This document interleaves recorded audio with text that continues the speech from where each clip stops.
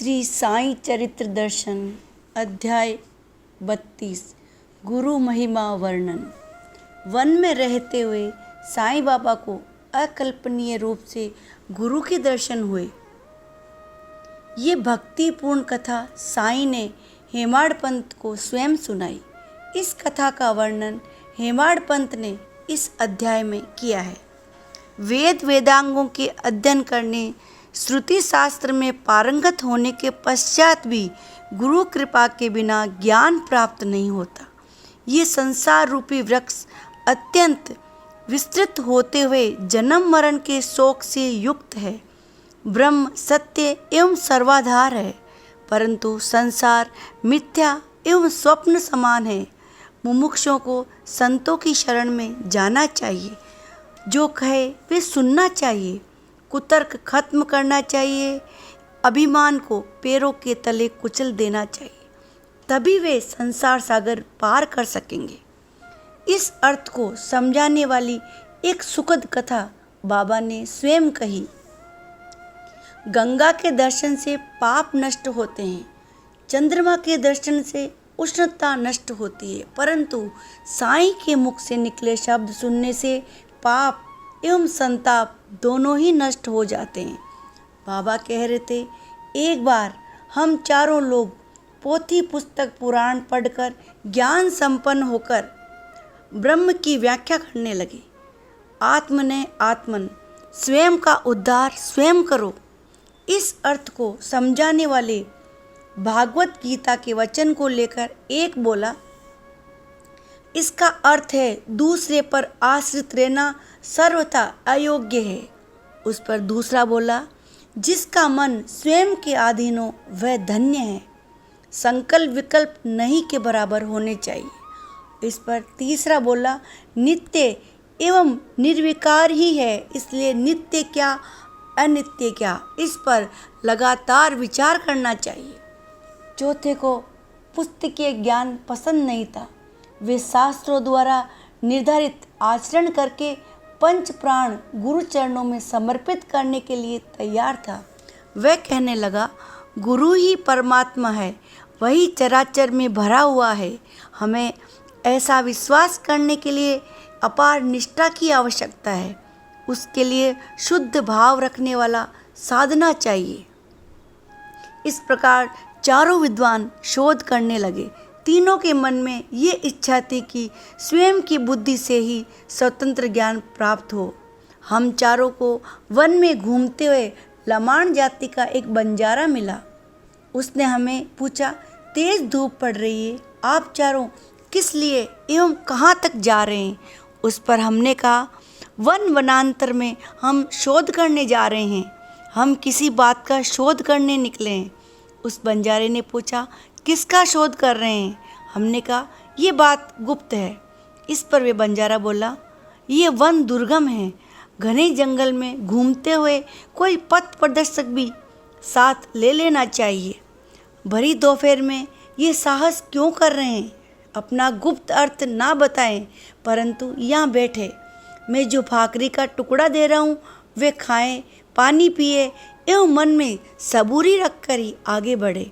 उस बंजारे का निस्वार्थ प्रेम देखकर बाबा ने सोचा, जो ऐसा निस्वार्थ प्रेम करता है उसे ही विद्वान मानना चाहिए एवं उसका आदर करना ही विद्या का उत्कृष्ट आदर है। इसलिए बाबा ने बंजारे का दिया हुआ भाकरी का एक टुकड़ा खा लिया। तभी वहाँ एक अचंबा हुआ। उनके गुरुराज अचानक वहाँ आए। उन्होंने उन चारों शिष्यों से पूछा, क्या वाद विवाद चल रहा है? बाबा ने सारा वृतांत उन्हें सुनाया। तब गुरु ने कहा, मेरे साथ आओगे क्या? मैं तुरंत तुम्हें ढूंढ कर देता हूँ। अन्य तीनों ने गुरु के वचनों का पालन नहीं किया। केवल साईं ने उन्हें सिरोधार्य किया एवं बाकी तीनों निकल गए। इसके बाद क्या हुआ इसका वर्णन बाबा ने किया। गुरु मुझे एक कुएं के पास ले गए। मेरे दोनों पांव रस्सी से बांध दिए एवं पैर ऊपर और सिर नीचे करके मुझे पानी में छोड़ दिया। वे भी ऐसे कि पानी तक मेरा हाथ न पहुँचे और पानी मेरे मुंह में भी ना भरे। इस तरह अकेले ही मुझे कुएं में छोड़कर रस्सी का दूसरा सिरा कुएं के किनारे एक पेड़ से बांधकर गुरु राया निश्चिंत होकर कहीं चले गए। 10-15 मिनट बाद वे वापस आए एवं मुझे खींचकर बाहर निकाला एवं पूछा, तू ठीक है ना? मैंने उन्हें कहा, मैं अत्यंत आनंद में था। मैंने उस समय जो सुख पाया उसका वर्णन मैं गरीब क्या करूं। मेरा उत्तर सुनकर गुरु राया प्रसन्न हो गए। उन्होंने अपना हाथ मेरे सिर पर फेरा एवं अपने पास रख लिया। गुरु का प्रतिबिंब यदि ना दिखाई दे तो अंधा होना अच्छा है। उसकी शिक्षणशाला में पांव रखकर कौन अभागा वापस जाएगा। उस ममतामयी जनक जननी की ममता उमड़ पड़ी।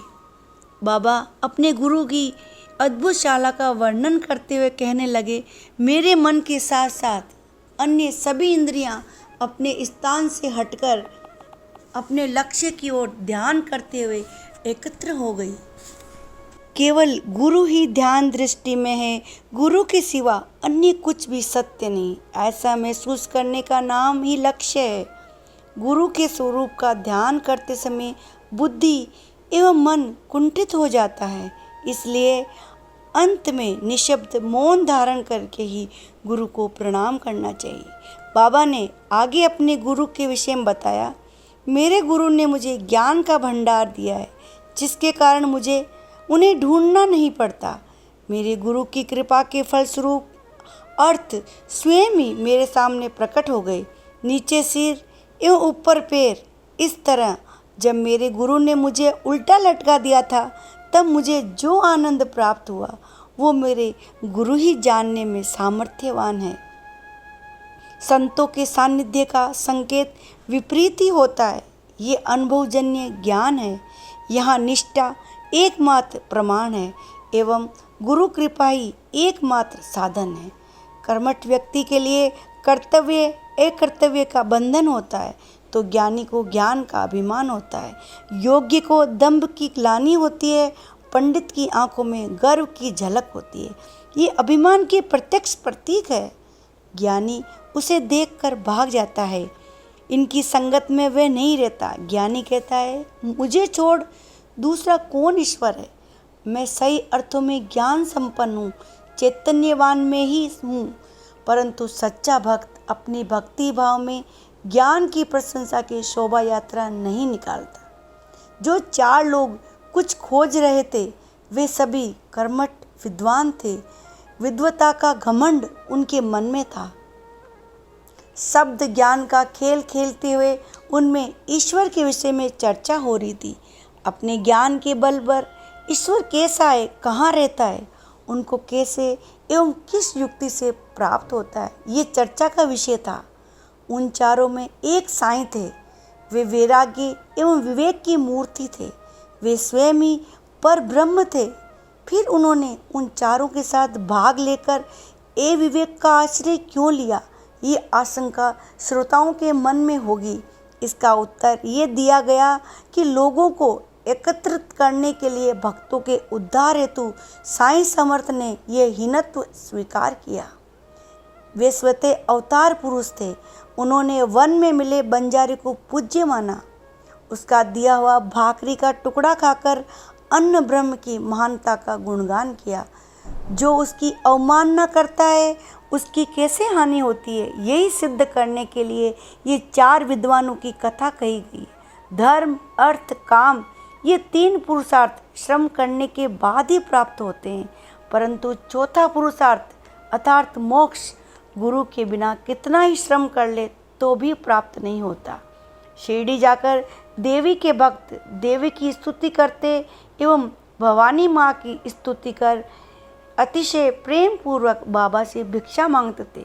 पूर्व कथा का वे स्नेहशील बंजारा योग्य समय आने पर साईं के जीवन में आया। साईं की आकृति धन्य है। वे वैराग्य की साक्षात मूर्ति थे। बाबा निर्विषय, निस्संग एवं निस्वार्थी थे। वैसे ही भक्तों के प्रति उनका प्रेम अतुलनीय था। बंजारे द्वारा दी गई भाकरी अन्य तीनों ने नहीं खाई, परंतु केवल बाबा ने उसका दिया हुआ भाकरी का चौकोर टुकड़ा आनंद पूर्वक खाया था। बाबा स्वयं भी भूखे नहीं रहते थे एवं किसी अन्य को भी भूखा नहीं रहने देते थे, कारण कि भूखे व्यक्ति का मन स्वस्थ नहीं होता, इसलिए वे परमार्थ कैसे करेगा। बाबा ऐसा कहते थे, खाली पेट रहने से ईश्वर प्राप्त नहीं होता, इसलिए पहले अंतरात्मा को संतुष्ट करें। सभी इंद्रियों में शक्ति होगी तो ईश्वर की प्राप्ति होगी। अन्न के बिना जिनमें थकान आ जाती है उन्हें परमार्थ की अवस्था प्राप्त नहीं होती। अत्यधिक भोजन हितकर नहीं, नाप तोल के खाना ही सही अर्थों में सुखकारी है। कड़क उपवास के कारण एवं उसकी अत्यधिकता के कारण खूब कष्ट भोगना पड़ता है। एक बार एक स्त्री श्री दामोदर वामन एवं दादा केलकर के नाम लिखा एक पत्र लेकर साईं के दर्शन हेतु बड़े उल्लासित मन से आई। उसने साईं महाराज के चरणों में 3 दिनों तक कड़क उपवास करने का प्रण किया था। अंतर्ज्ञानी साईं को एक दिन पहले ही ज्ञात हो चुका था। केलकर से इस विषय में उनकी बातचीत भी हुई थी। होली के उत्सव के दिन मैं अपने बच्चों को भूखा कैसे रहने दूं, फिर मैं किस लिए हूँ। साईं के श्रीमुख से ये उद्गार निकले एवं दूसरे दिन वे स्त्री शिरडी आई। बाबा के दर्शन प्राप्त कर वे गोखले उपनाम की स्त्री क्षण भर बाबा के समक्ष बैठी ही थी कि बाबा ने उपदेश देना प्रारंभ किया। उपवास तप करने की हमें क्या आवश्यकता है। उस दादा भट्ट के घर जा एवं पूरन की रोटी बना, उनके बाल बच्चों को 4 रोटियां दे एवं तू स्वयं भी पेट भर कर खा। होली के उत्सव जैसा त्योहार। दादा की पत्नी को उसी दिन मासिक धर्म शुरू हो गया था, इसलिए वह अस्पर्श हो गई। उस स्त्री ने बाबा को प्रणाम किया एवं उनके उपदेश अनुसार दादा के घर जाकर पूरन की रोटी का भोजन तैयार किया।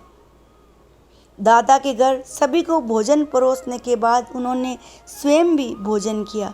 ये कहानी कितनी सुंदर है। गुरु की आज्ञा का पालन यदि इसी तरह स्थिर रहकर किया तो भक्तों के उद्धार में कितना समय लगेगा। संतों के चरणों में विनम्रता से झुकते ही चित्त पवित्र हो जा। बाबा स्वयं को याद आई एक कथा भक्तों को सुनाने लगे। जब मैं छोटा था, पेट के चारों ओर कपड़ा बांधकर उदर पूर्ति हेतु कोई कार्य मिले ये निश्चय करके घर से निकल पड़ा। चलते चलते बीड़ नामक गांव में गया, वहाँ रहने लगा।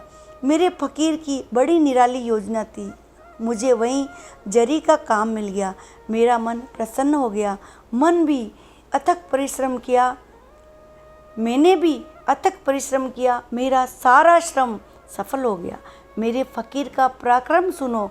मुझसे पूर्व काम में लगे अपने काम में होशियार 4 लड़कों ने भी काम किया।